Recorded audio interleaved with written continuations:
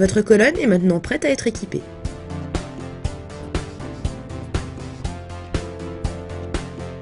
Installer les buses est extrêmement facile.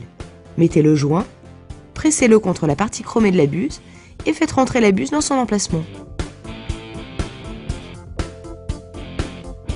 À l'arrière, positionnez cette partie sur le pas de vis et vissez fort.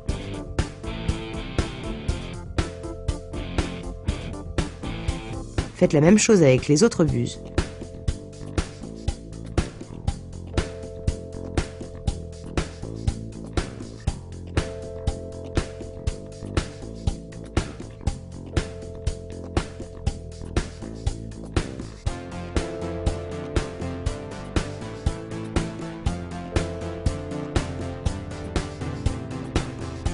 N'oubliez pas, pour la buse de fermeture, placez-la pour que son extrémité pleine soit vers le haut.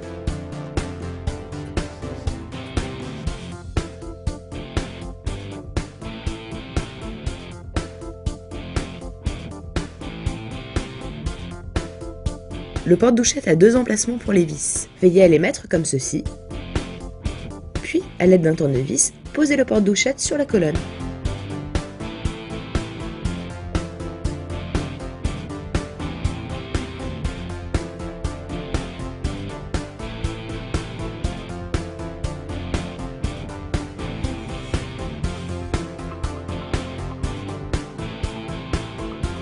À l'arrière, placez une rondelle transparente, une rondelle en acier, puis l'écrou de serrage. Vissez.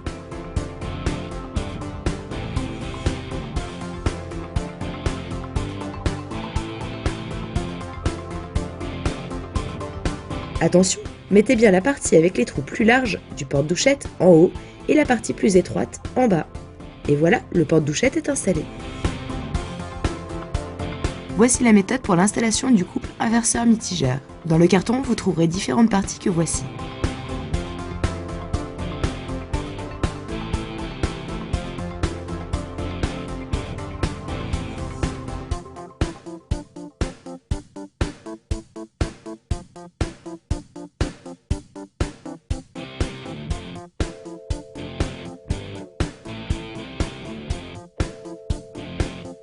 Tout d'abord, prenez le mitigeur et placez le joint comme ceci. Dévissez ensuite la rondelle.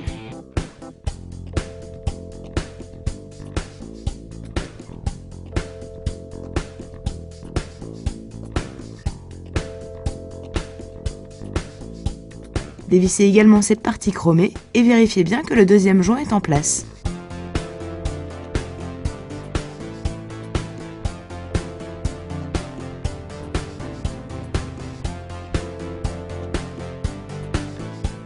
Dévissez encore la partie manipulable du mitigeur. Et sur cet élément-là, retirez cette partie. Vous avez alors cette partie dans la main. Retirez la vis et venez la visser ici.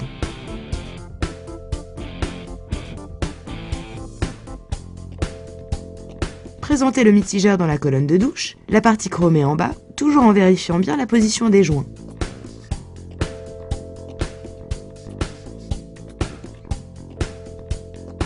Puis, de l'autre côté, venez fixer la collerette chromée en la vissant.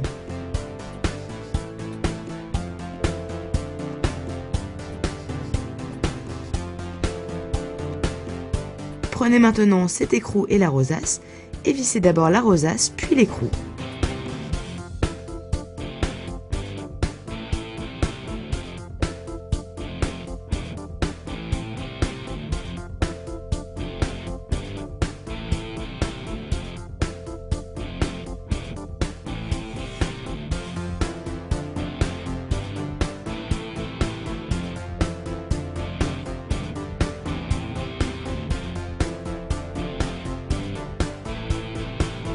Prenez la dernière partie, vérifiez bien que la vis soit toujours à l'intérieur et venez la poser ici.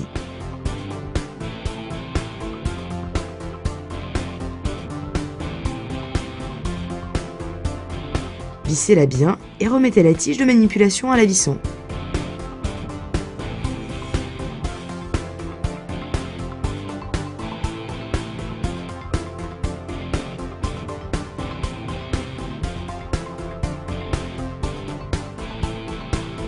Dans la deuxième partie, vérifiez bien que la vis soit présente, comme sur la partie précédente.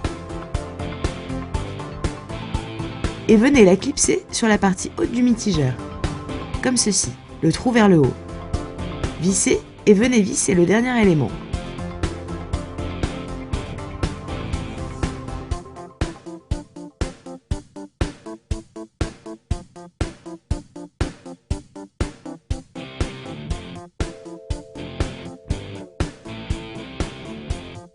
L'inverseur et le mitigeur sont maintenant opérationnels.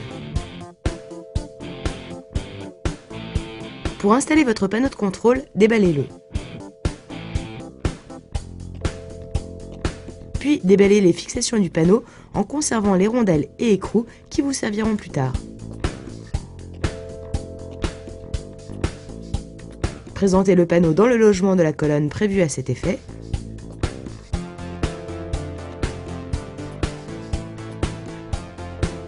À l'arrière de la colonne, retirez le film sur les deux bouts autocollants du support et venez placer le premier support sur le haut du panneau.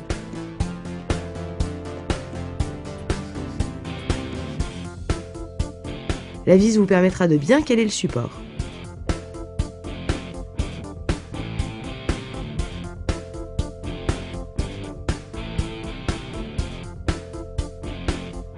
Enfilez ensuite la plus grosse rondelle, puis la plus petite, et enfin l'écrou et serrez.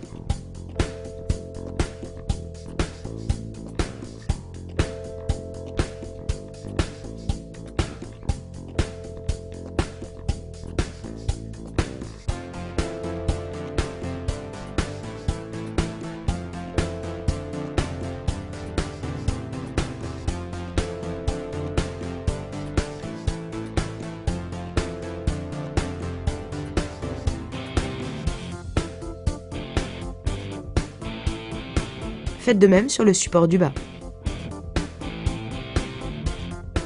Voici comment fixer les parois arrière de la douche.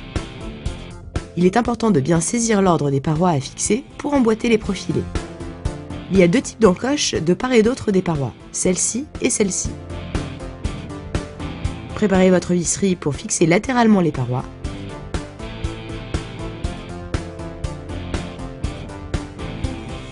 Préparez votre première paroi, celle avec la flèche vers le haut, et venez la poser simplement vers le profilé. Assurez-vous que la partie plate du profilé soit assemblée avec la paroi avant. Puis baissez la paroi pour la fixer.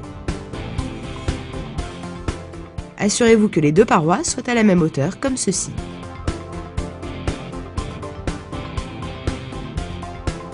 Prenez vos vis et vissez.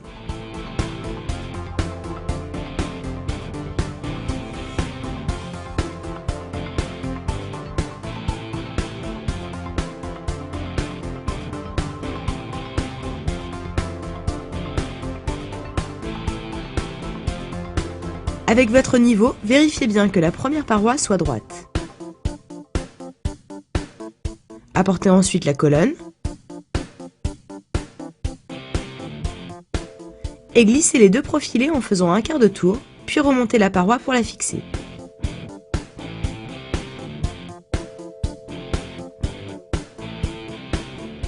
Ce système d'emboîtement breveté sans vis ni boulon permet d'assurer une solidarisation mécanique ainsi que l'étanchéité à la jonction des deux éléments. Venez ensuite poser la dernière paroi, toujours avec le même principe, un quart de tour, puis baissez la paroi pour emboîter les profilés.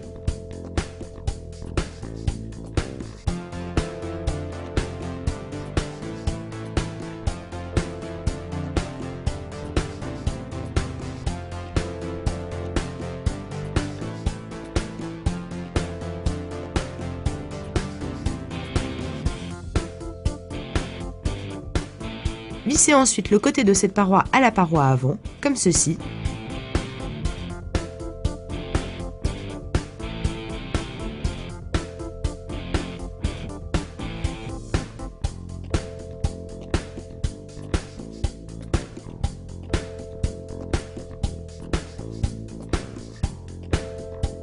Attention, ne fixez pas les parois arrière du receveur avant d'avoir posé le toit. Reprenez maintenant votre niveau à bulle et vérifiez que les parois soient droites.